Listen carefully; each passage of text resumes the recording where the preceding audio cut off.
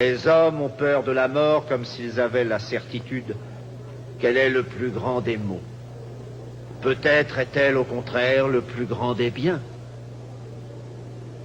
Et la sagesse est d'admettre notre ignorance en ce qui la concerne. Je vous aime, Athéniens, mais plutôt qu'à vous, c'est au Dieu que j'obéirai. Et puisqu'il me le commande, jusqu'à mon dernier souffle, je ne cesserai de philosopher. Écoutez-moi. En ce qui concerne ma vie personnelle, je me suis toujours montré d'une négligence qui n'est pas celle d'un citoyen ordinaire. Et si je vous parle comme un père ou comme un frère aîné, c'est que le Dieu qui m'habite me le commande.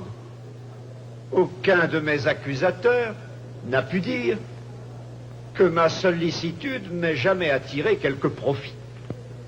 Ma pauvreté serait là pour le démentir.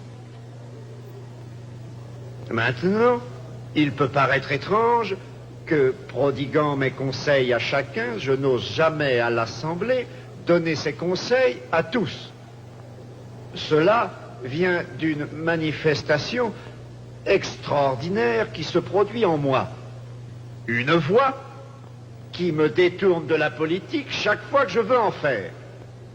Cette voix, d'ailleurs, m'a sauvé la vie. Car si j'avais fait de la politique, je serais mort depuis longtemps.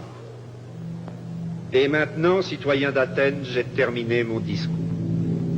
Je n'essaierai pas de vous inspirer de la pitié, ni de vous arracher l'acquittement. Souvenez-vous simplement que le Dieu m'a mis ici pour tenir la vérité en éveil. Si vous vous laissez convaincre par mes accusateurs, vous me tuerez. Et le Dieu, après ma mort, ne vous enverra plus jamais personne qui me ressemble. Il vous plongera dans une interminable torpeur. Réfléchissez. Je m'en remets à vous, qui jugez selon les lois que je respecte. Que votre décision soit la meilleure pour nous tous.